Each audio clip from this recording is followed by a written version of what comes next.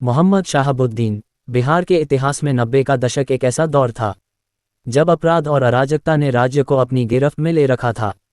सड़कों पर लूटपाट, अपहरण, रंगदारी और हत्या जैसी घटनाएं रोजमर्रा की बात हो गई थीं। इसी माहौल में एक नाम तेजी से उभरा जो दहशत का पर्याय बन गया।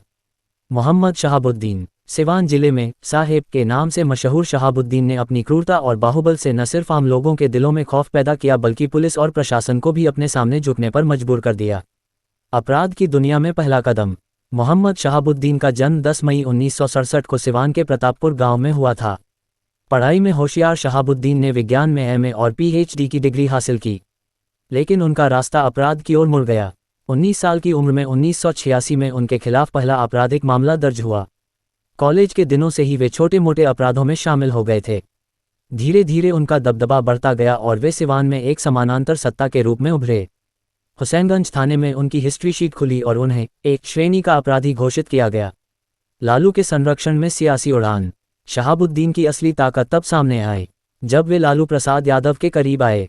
1990 में जनता दल के युवा विंग से जुड़कर उन्होंने राजनीति में कदम रखा और उसी साल बिहार विधानसभा चुनाव जीतकर विधायक बने। 1995 में दोबारा विधायक चुने गए और 1996 में पहली बार लोकसभा सांसद बनकर संसद पहुंचे। लालू की राष्ट्रीय जनता दल आरजेडी के गठन के बाद उनकी ताकत और बढ़ी। 1996 से 2004 तक वे लगातार 4 बार सिवान से सांसद चुने गए। आरजेडी सरकार के संरक्षण में शहाबुद्दीन को कानूनी कार्रवाई से छूट मिलती रही, जिसने उन्हें अजेय बना दिया। सिवान में खौफ का साम्राज्य। सिवान में शहाबुद्दीन का राज ऐसा था कि उनकी इजाज़त के बिना कुछ भी संभव नहीं था। वे न सिर्फ अपराधी थे बल्कि एक समानांतर प्रशासन चलाते थे। जमीन विवाद से लेकर पारिवारिक झगड़ों तक उनकी कंगारू कोर्ट में फैसले सुनाए जाते थे। 2001 में प्रतापपुर गांव में पुलिस छापे के दौरान उनके गुर्गों ने पुलिस पर हमला किया, जिसमें 2 पुलिसकर्मियों सहित 10 लोग मारे गए। इस घटना के बाद भी शहाबुद्दीन को गिरफ्तार नहीं किया जा सका बल्कि तत्कालीन राबड़ी देवी सरकार ने सिवान के सभी वरिष्ठ अधिकारियों का तबादला कर दिया। उनकी दहशत का आलम यह था कि बड़े बड़े पुलिस अधिकारी तक उनसे डरते थे। क्रूरता की मिसाल तेजाब कांड। शहाबुद्दीन की क्रूरता की सबसे भयावह मिसाल 2004 का तेजाब कांड है। चंदा बाबू के 2 बेटों गिरीश और सतीश का अपहरण कर उन्हें तेजाब से नहलाकर मार डाला गया। इस मामले में उन्हें उम्र कैद की सजा हुई। 2014 में चंदा बाबू के तीसरे बेटे राजीव रोशन, जो इस हत्याकांड के गवाह थे, उनकी भी हत्या कर दी गई। इसके अलावा 1997 में जेएनयू के पूर्व छात्र नेता चंद्रशेखर प्रसाद की हत्या और 1999 में सीपीआई मिलीलीटर कार्यकर्ता छोटे लाल गुप्ता के अपहरण जैसे कई संगीन मामले उनके नाम जुड़े। कानून के शिकंजे में शहाबुद्दीन।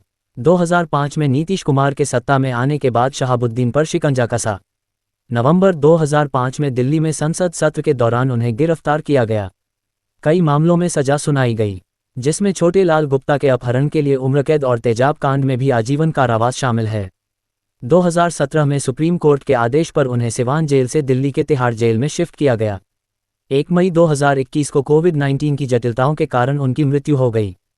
खौफ का दूसरा नाम। शहाबुद्दीन का प्रभाव सिर्फ अपराध तक सीमित नहीं था। वे सवर्ण जमींदारों के समर्थन से सीपीआई मिलीलीटर के खिलाफ खड़े हुए और मुस्लिम यादव वोट बैंक को मजबूत करने में आरजेडी के लिए अहम रहे। उनकी दहशत इतनी थी कि गवाह उनके खिलाफ बयान देने से डरते थे। सिवान में उनका नाम लेते ही लोग सिहर उठते थे। उनकी पत्नी हिना शहाब ने उनके बाद सियासत में कदम रखा, लेकिन वे लोकसभा चुनावों में सफलता हासिल नहीं कर सकीं।